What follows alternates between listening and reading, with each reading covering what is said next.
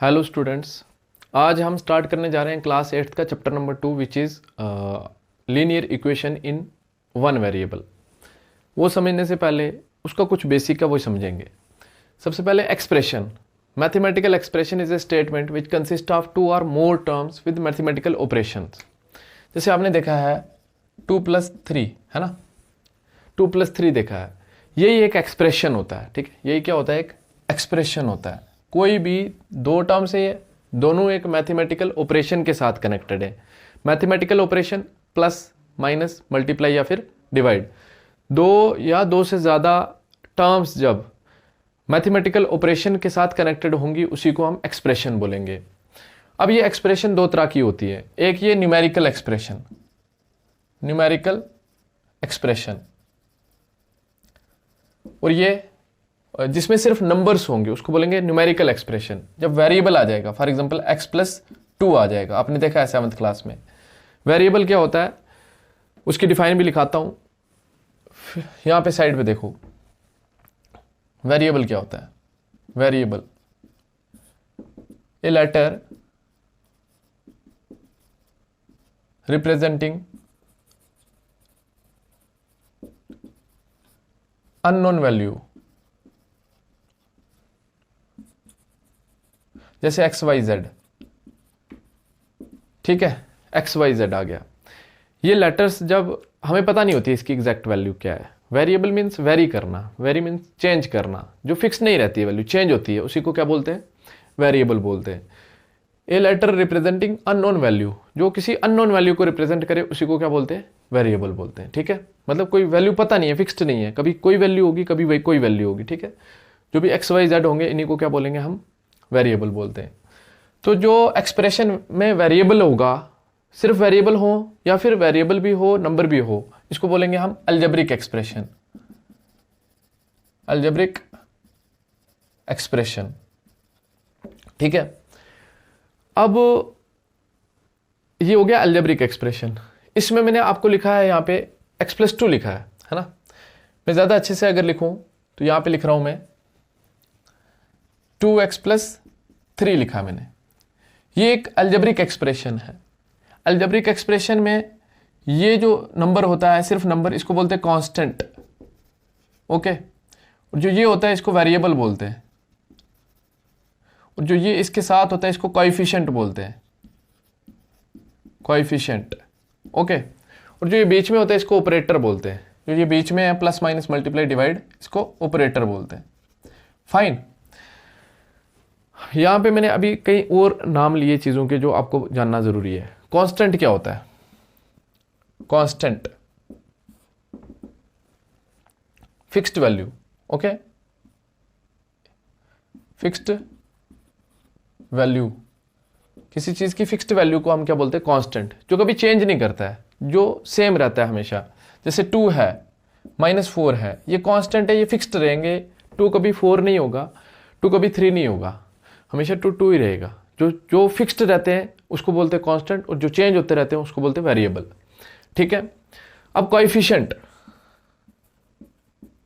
Coefficient क्या होता है, coefficient number associated with variable, number associated with variable.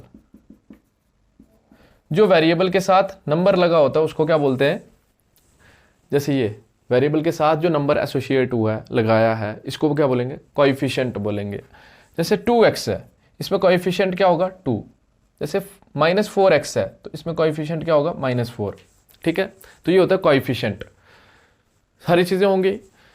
अब देखो एक्सप्रेशन आप समझ गए ना, दो या दो से ज्यादा टर्म्स जब मैथमेटिकल ऑपरेशन के साथ कनेक्टेड है उसी को हम एक्सप्रेशन बोलते हैं। अब एक्सप्रेशन दो तरह की होती है, न्यूमेरिकल एक्सप्रेशन और अलजेब्रिक एक्सप्रेशन। ठीक है, उसके बाद मैंने वेरिएबल समझाया, कांस्टेंट समझाया, कोएफिशिएंट समझाया। ठीक है, अब टर्म्स एक मैं बोल रहा हूं, दो या दो से ज्यादा टर्म्स जब कनेक्टेड होती हैं। टर्म्स क्या होता है, terms separated part of an expression, separated part of an expression, एक एक्सप्रेशन के सेपरेटेड पार्ट। जैसे ये मेरे पास एक्सप्रेशन है 2x+3, ये जो चीज है, ये जो चीज है इंडिविजुअल लेंगे, इनको क्या बोलेंगे, टर्म्स बोलेंगे। क्या बोलेंगे? टर्म्स बोलेंगे। फाइन, बात आई समझ में? ये हो गया टर्म्स। टर्म्स हो गया, वेरिएबल हो गया, कांस्टेंट हो गया, कोएफिशिएंट हो गया। Next equation. ठीक है, linear equation in one variable समझने से पहले इक्वेशन समझेंगे, फिर लीनियर इक्वेशन समझेंगे, फिर उसके बाद linear equation in one variable समझेंगे। इक्वेशन क्या होता है? When two expression are connected to each other by the sign of equality. Equal to के साइन के साथ जब दो एक्सप्रेशंस कनेक्टेड है, मेरे पास एक एक्सप्रेशन है 2x + 4, एक और एक्सप्रेशन है 5x + 3, है ना। ये दो एक्सप्रेशन साइन ऑफ इक्वालिटी के साथ कनेक्टेड है, इक्वल टू के साइन के साथ कनेक्टेड है, तो इस पूरी चीज को, होल थिंग को क्या बोलेंगे?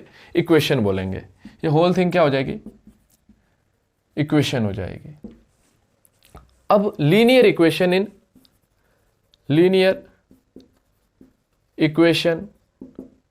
इन वन वेरिएबल।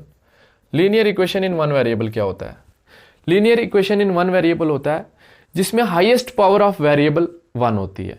जैसे फॉर एग्जांपल मेरे पास यहाँ पे x² + 2 = 4 है, ये भी एक इक्वेशन है, लेकिन ये लीनियर नहीं है, क्योंकि यहाँ पे जो वेरिएबल की पावर है वो 2 है। तो 2 वाले को हम क्वाड्रेटिक बोलते हैं, 3 वाले को क्यूबिक बोलते हैं, जो सिलेबस में नहीं है आपको।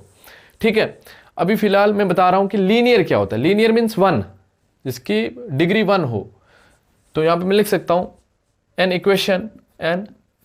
Equation in which